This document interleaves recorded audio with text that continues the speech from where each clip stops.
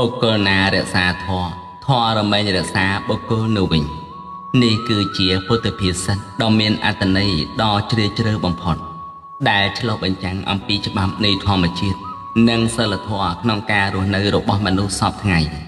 អត្ថន័យដ៏សំខាន់នេះអង្គអាត្មាភាពសូមបញ្ជាក់ថា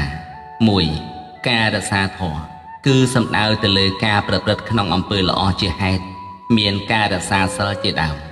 ហើយប្រកបដោយសុចរិតទៀងត្រង់មិនវិវា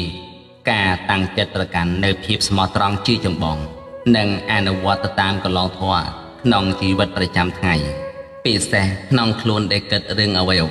ត្រូវគិតក្នុងចំណុចដែលល្អមិនត្រូវគិតក្នុងចំណុចក្នុងអំពើអាក្រក់ដែលនាំឲ្យក្តៅក្រហាយដល់អ្នកដទៃនិងខ្លួនឯងឡើយ 2. ធម៌រមែងរក្សានៅបុគ្គលនោះវិញនៅពេលដែលមនុស្សម្នាក់មានគុណធម៌ហើយមានសិលធម៌នៅក្នុងខ្លួនធម៌នោះក៏នឹងក្លាយជាខែលការពារគឺការពារអំពើអាក្រក់នាំមកនៅសេចក្តីសុខនិងសេចក្តីចម្រើននិងការពារការគោរពស្រឡាញ់ពីមនុស្សដែលជុំវិញខ្លួនរស់នៅព្រមដោយសុភមង្គល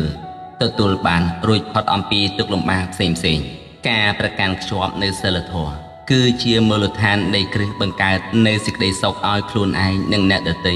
ពិសេសគឺជួយសង្គមជាតិទាំងមូលឲ្យមានសុខសន្តិភាពផងដែរ